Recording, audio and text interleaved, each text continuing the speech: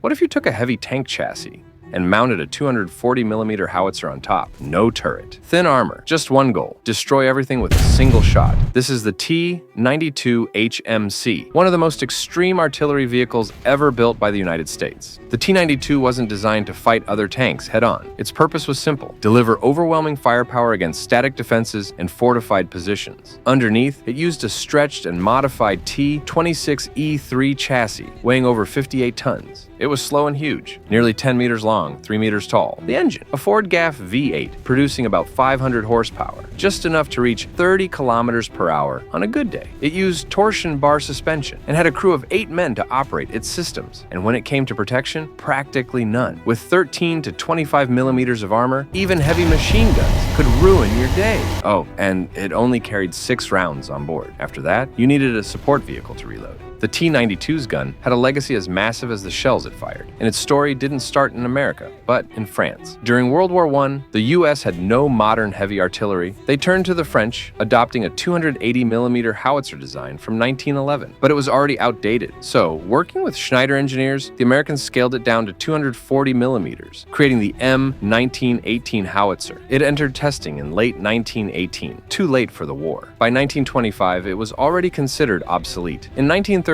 the Army tried to modernize it as the M1918 M1, but funding delays halted progress. In 1940, with World War II, a new howitzer program began, resulting in the M1 by 1943. Mounted on the T-92, it became something else entirely. It fired the M114 high-explosive shell, weighing 163 kilograms, with 22 kilograms of explosive filler. Muzzle velocity reached 701 meters per second, and in its towed roll, it had a maximum range of 23 kilometers. On the T-92, though, its fixed mount limited elevation and aiming. It fired once per minute, even with a full crew and semi-auto breach.